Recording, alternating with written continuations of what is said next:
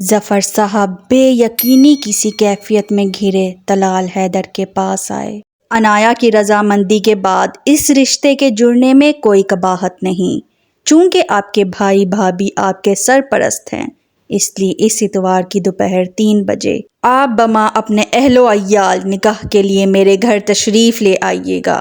طلال کے کانوں کو ان الفاظ پر یقین نہ آیا۔ ایک اور بات، میری بیٹی میرے یقین پر بھروسہ کرتے ہوئے یہ رشتہ بنانے جا رہی ہے، اس بھروسے کو تا حیات قائم رکھنے کی ذمہ داری میں آپ کے سپرد کرتا ہوں۔ انہوں نے طلال کے شانے پر ہاتھ رکھا۔ آپ نے مجھ پر یقین ظاہر کر کے ساری زندگی کے لیے مجھے اپنا احسان مند بنا لیا۔ یہ یقین میرا اثاثہ ہے اور اس کی حفاظت میں اپنی جان سے بھی زیادہ کروں گا۔ طلال کے لہجے کی پختگی دیکھ کر وہ مسکرائے۔ اچانک ان کی نظر ششردہ کھری شائستہ پر گئی۔ یقیناً آپ کو تمام سوالوں کے جواب مل چکے ہوں گے۔ میری بیٹی کے نکاح کا دن طے ہو چکا ہے، دعوت نامہ آپ کے گھر میں پہنچ جائے گا۔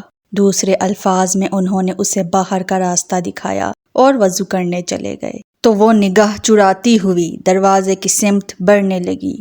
سنو، وہ ٹھٹک کر پلٹی، احمد کو میرا ایک پیغام پہنچا دینا۔ طلال حیدر کی سرد آواز سن کر وہ منجمد رہ گئی۔ اسے بس طلال کے ہلتے لب نظر آنے لگے۔ شام ہوتے ہی مینا چھاجوں چھاج برسنے لگا۔ صحن میں موجود پتے نکھر نکھر جا رہے تھے۔ تیز ٹھنڈی ہوا اپنے ساتھ سورج کی ساری تلخی اڑا لے گئی۔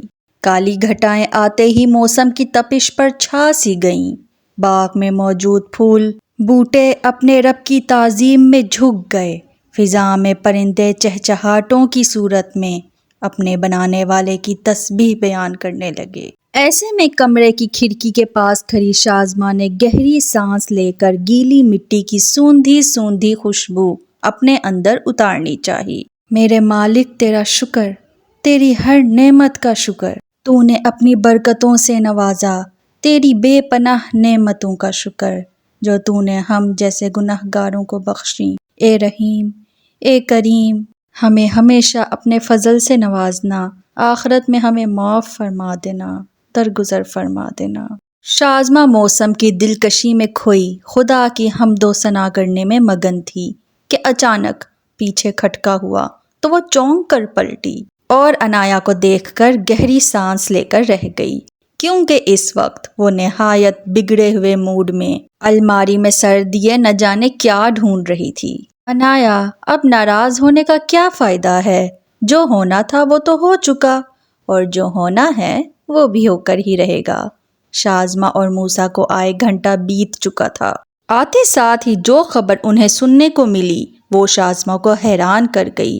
ابا نے انہیں سہولت سے عنایا اور طلال کے نکاح کی اطلاع دی۔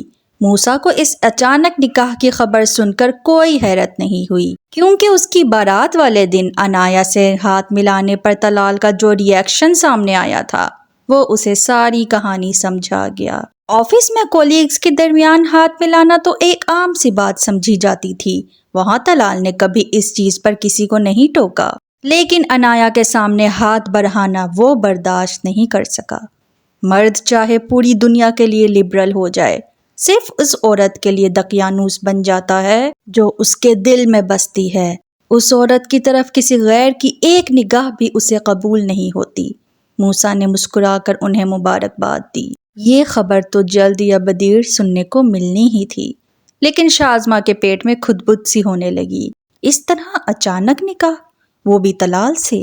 عنایا کیسے مان گئی؟ وہ بمشکل ابا اور موسیٰ کے ساتھ صحن میں بیٹھی رہی۔ جیسے ہی موسیٰ واپسی کے لیے اور ابا مسجد جانے کے لیے نکلے، وہ فوراً عنایا کے سر پر پہنچی اور ساری تفصیل جاننی چاہی، جس پر عنایا نے کوفت سے ساری کہانی اس کے گوش گزار کر دی۔ سب کچھ سن کر شازماں تو پھولے نہیں سما رہی تھی، کیونکہ طلال کی اچھائی کی تو وہ خود گواہ تھی۔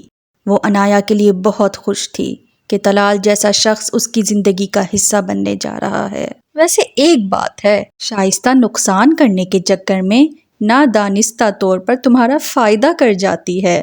پہلے تمہیں اتنی اچھی جاب دلوائی اور اب… شازماں مسکرا کر کچھ کہنے جا رہی تھی کہ عنایا کو اپنی طرف گھورتا پا کر رک گئی۔ یہ تھی اداس آنگن کی قسط نمبر 54۔ ملتے ہیں نیکسٹ ایپیسوڈ میں۔ اللہ حافظ۔